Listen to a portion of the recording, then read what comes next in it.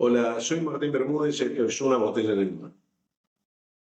Recordarán que en la última botella, donde expresé mi preocupación por la elección de autoridades de la CGT, hubo un segmento de la botella donde hablé específicamente de la aviación y los sindicatos aeronáuticos, porque me pareció que valía la pena como ejemplo de lucha, que a veces va bastante a contramano de las posturas que adopta la CGT. Los sindicatos aeronáuticos son combativos por naturaleza.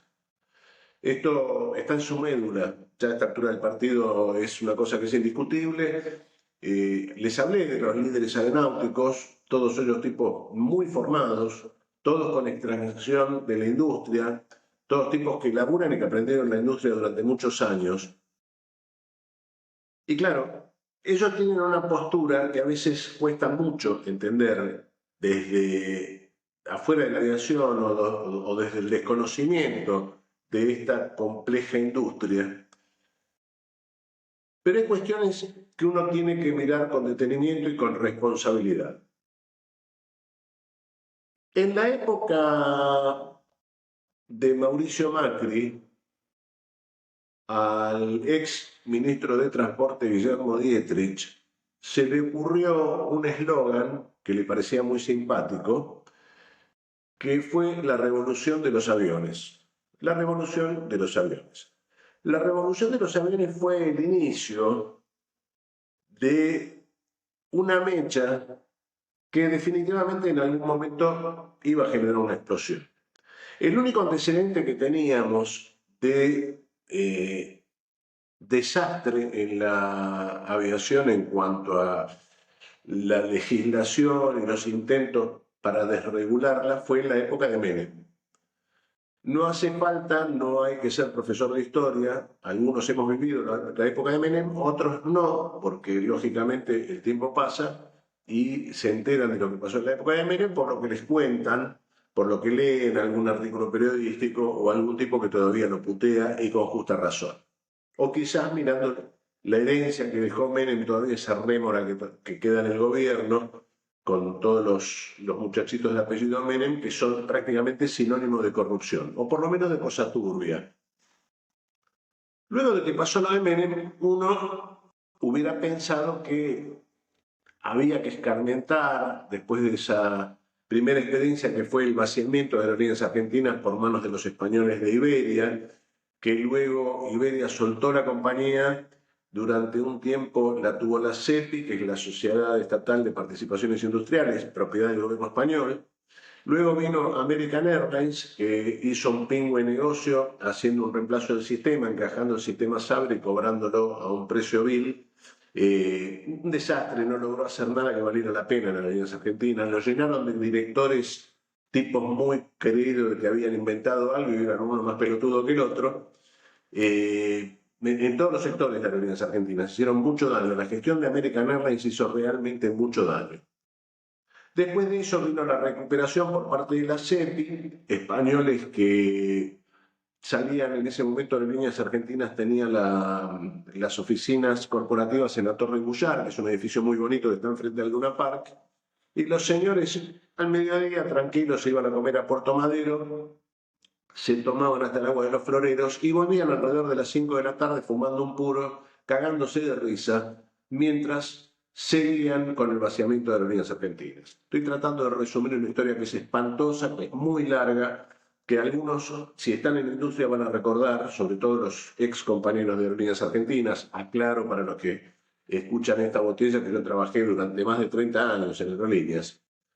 La cosa es que fue vaciamiento tras vaciamiento tras vaciamiento. Todas las aventuras de poner en manos de un hijo de puta extranjero aerolíneas argentinas terminaron necesariamente mal. La última, previa a su reestatización, fue la llegada del grupo Marsans, que tomó aerolíneas argentinas de mano de la SEPI, esta entidad que maneja las empresas estatales españolas, con la idea de hacer una gestión de management exitosa. Ellos tenían una empresa de turismo, Viajes Marsans, y a su vez tenían una empresa de aviación chiquita que la tenía más que nada para operar para viajes Marsans, que se llamaba AirPlus. Cuando llegó Antonio Mata, entonces CEO de Aerolíneas Argentinas, con un equipo de ejecutivos, venían ya con información de todos los potenciales ejecutivos argentinos, como para rearmar la compañía. Algunos quedamos dentro del management de la compañía y al principio le creíamos a Mata que realmente él lo que quería era hacer que Aerolíneas Argentinas trabajara con excelencia, hacerla crecer. No tardamos mucho tiempo, no tardó él mucho tiempo en mostrar que muy distinta era la realidad, cuando empezaron a llevarse aviones Boeing 747 de la serie 200 a España para que volaran para AirPlus. Acá entre nosotros, los pilotos de AirPlus destruyeron sistemáticamente aviones que durante años habían volado en las aerolíneas argentinas sin ningún tipo de problema. Y llegamos a la restatización que vino de la mano del gobierno de Cristina Fernández de Kirchner, una gestión que tuvo primero a Julio Alac, después a Mariano Recalde, y que hizo que la empresa se recuperara, empezara a tener aviones nuevos, mejorara la flota, ampliara las rutas, creciera y racionalizar la cantidad de personal. Una de las primeras mentiras que en general vas a escuchar es que Aerolíneas tiene muchos empleados por avión.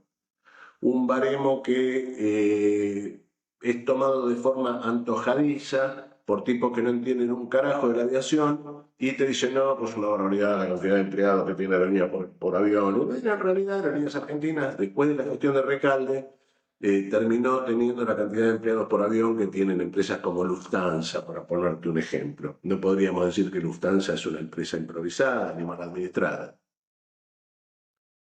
Dicho esto, Aerolíneas Argentinas venía creciendo, había hecho un contrato con una consultora internacional que se llama Oliver Wyman, la misma consultora que trabaja para Delta. Delta es la empresa estadounidense que es la empresa de aviación más grande del mundo.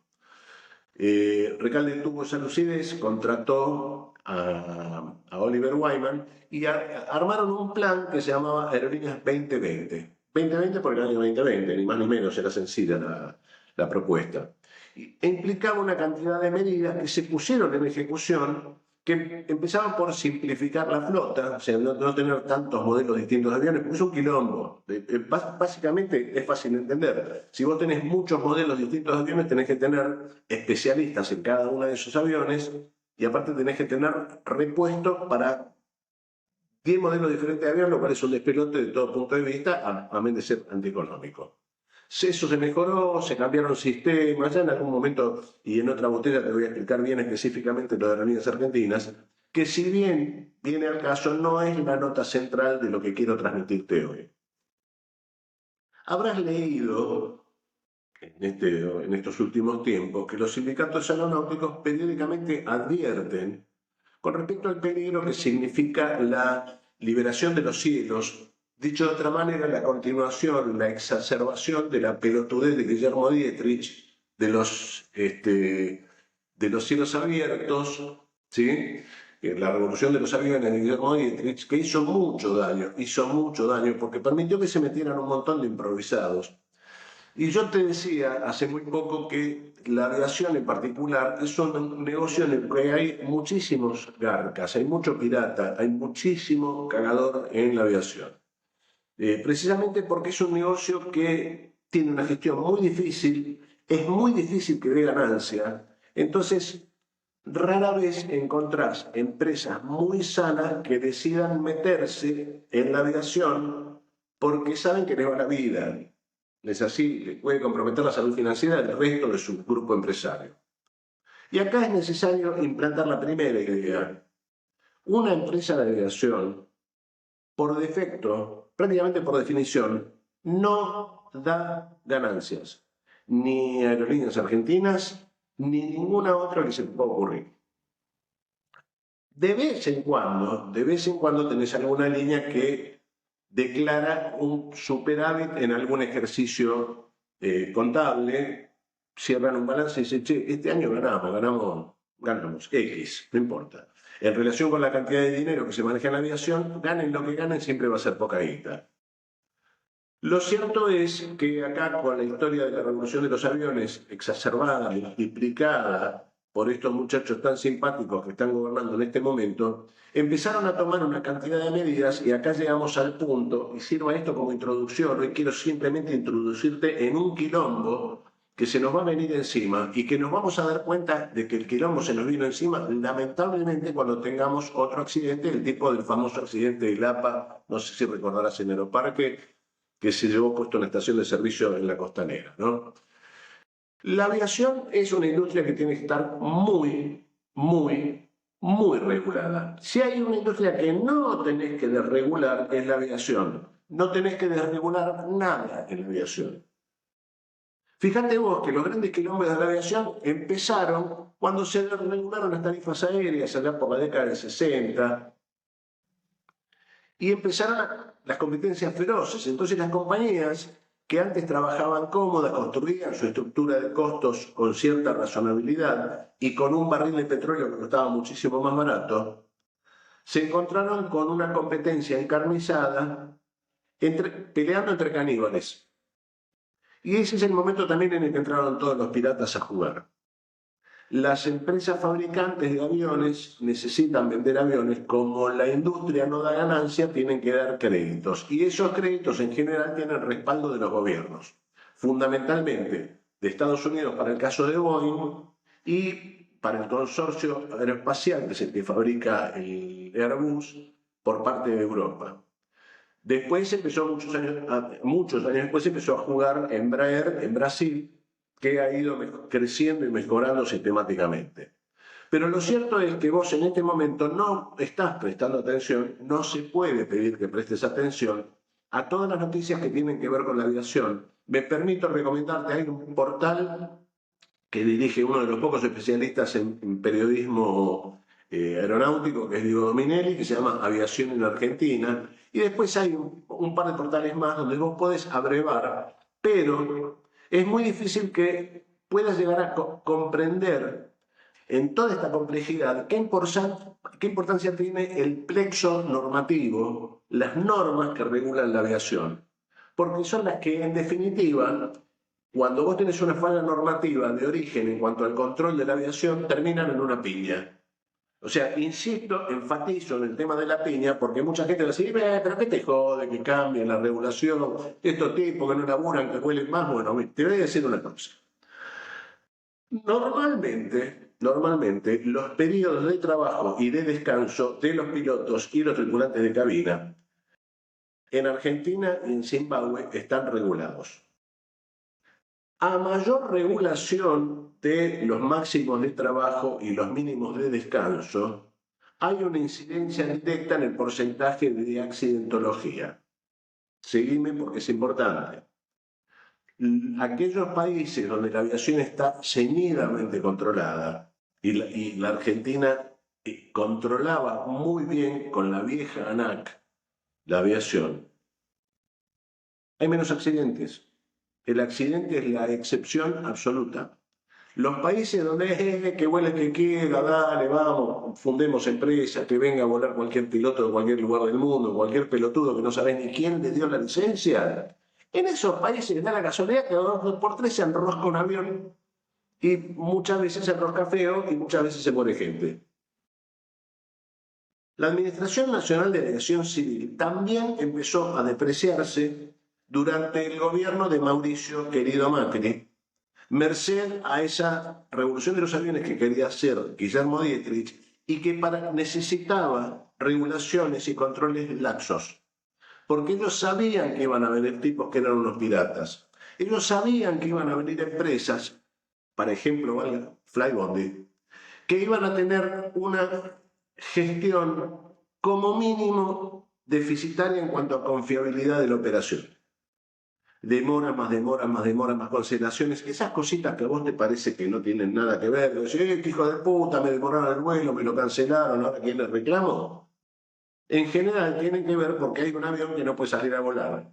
Y cuando un avión no puede salir a volar, es porque hay cuestiones de seguridad que impiden que salga. Hay una cuestión de mantenimiento, decir, este avión no se puede poner en línea, no puede subir pasajeritos, porque configura un peligro.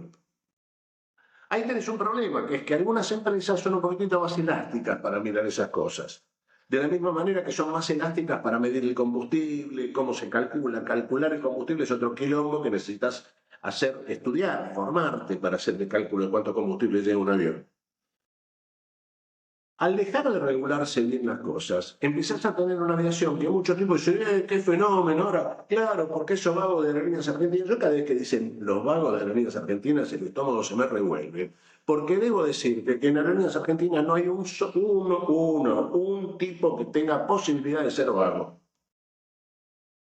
Hace años ya que Aerolíneas quedó con la cantidad de personal justo en cada uno de sus sectores. Mucha gente se jubiló, se implementaron sistemas nuevos. No hay gente al pedo en Aerolíneas Argentinas. No solamente no hay gente al pedo, sino que los tripulantes están volando lo máximo que les permite la reglamentación. A ver, entendeme, lo máximo que les permite la reglamentación. Pero vuelan lo máximo que les permite una reglamentación racional, cosa que en este momento está esfumándose merced a una disposición que sacó la Administración Nacional de Aviación Civil, que hace que a partir de ahora los pilotos tengan que volar mucho más y que descansen menos. Cuando vos ves que una persona trabaja mucho más al límite de la extenuación y descansa menos, empezás a fijarte de qué trabaja ese tipo. Porque si trabaja de panadero, a lo sumo se quemará un poco la mano con el horno o le saldrán las flautitas medio deformes. Pero si trabaja de piloto o trabaja de tripulante de cabina, está trabajando a 10, 12 kilómetros de altura en un tubo de metal que requiere una atención constante, permanente. No podés desviar la atención de la operación de un avión. No sirve un tipo con sueño, no sirve un tipo cansado, no sirve un tipo que sabe a volar más allá del humano, porque si no, cobra mierda.